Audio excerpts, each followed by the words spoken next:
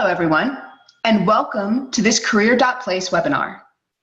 I am Melissa Dobbins, CEO and founder of career.place.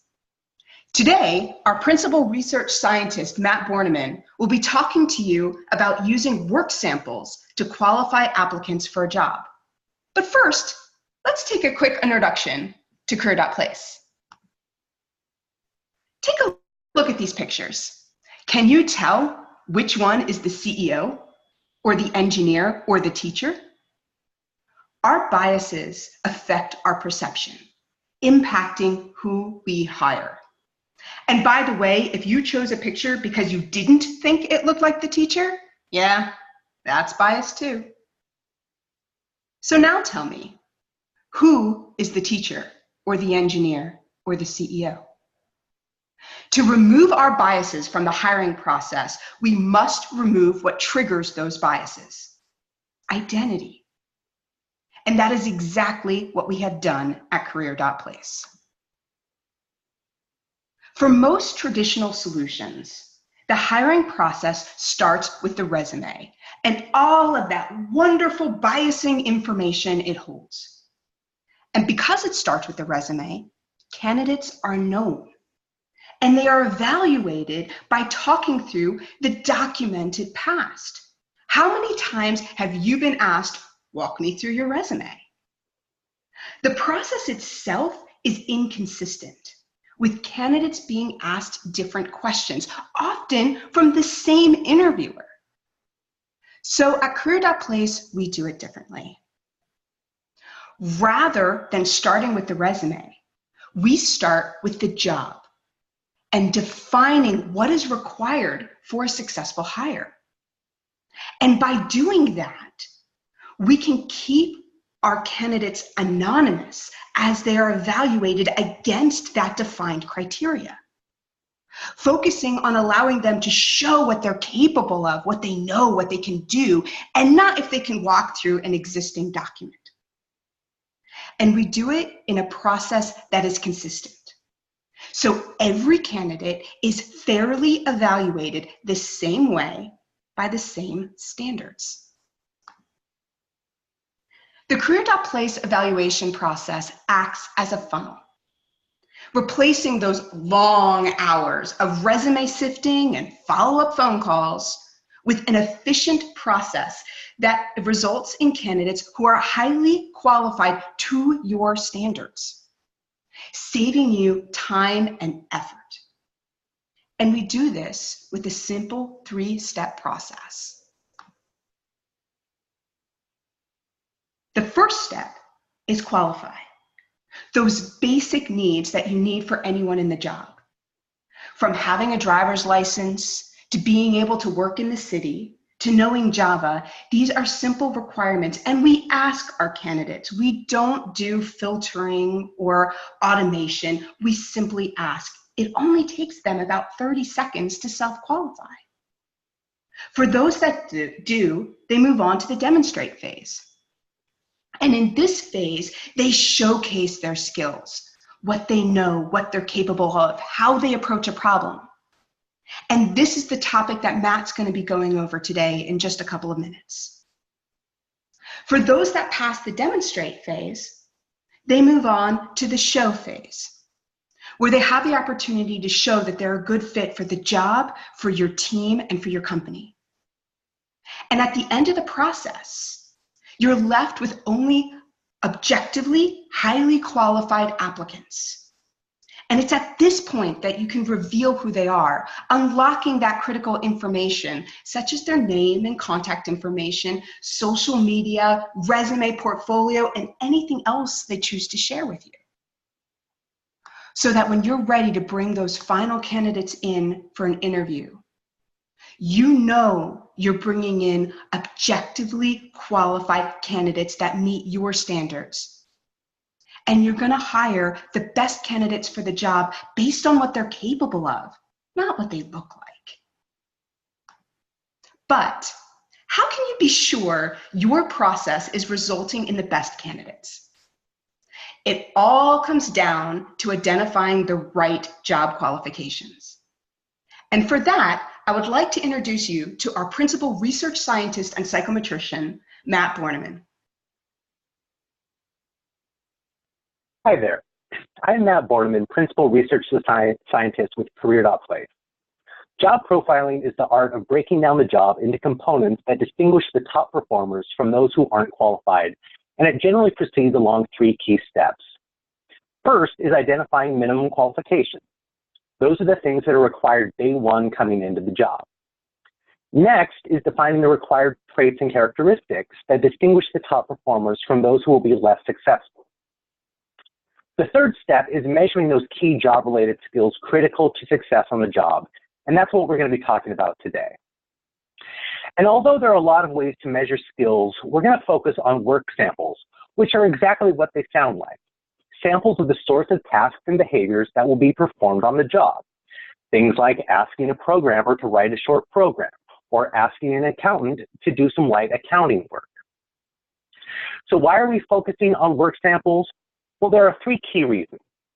The first is that by focusing on work samples, you can measure relevant skills. You're going to be asking your candidates to perform the exact sorts of tasks they will be performing on the job. Secondly, you can evaluate them relative to your specific standards. And this really gets at the fit. You want to make sure that how the candidate does their work and how they respond fits with what you're looking for in your organization and your team. The third reason, and probably the most important, is that work samples are very highly predictive of success on the job. Obviously, the best way to measure how well someone will perform the job is to have them actually perform the job. We're going to be talking about 2 types of work sample questions today.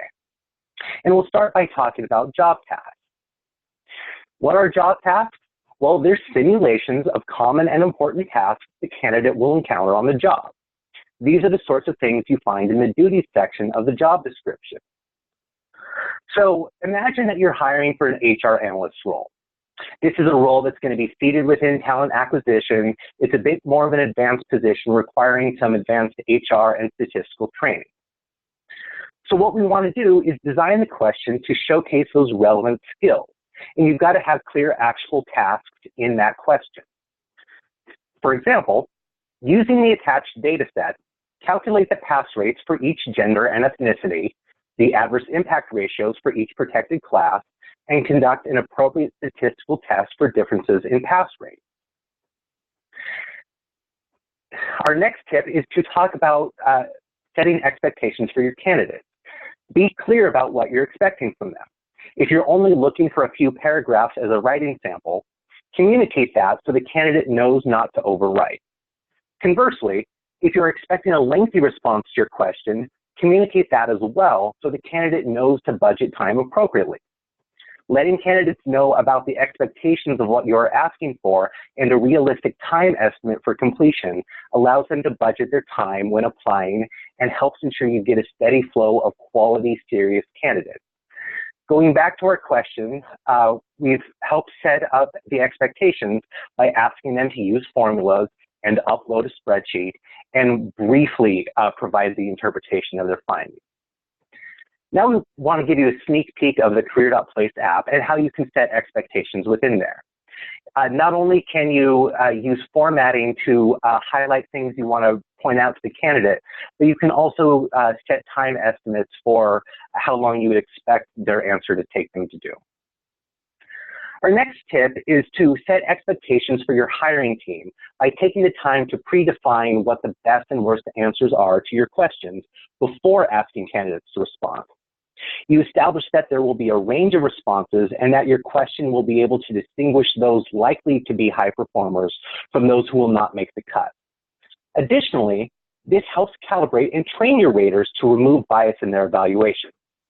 By providing a common frame of reference of what's a good versus a bad answer, you keep everyone evaluating the responses to your questions on the same page.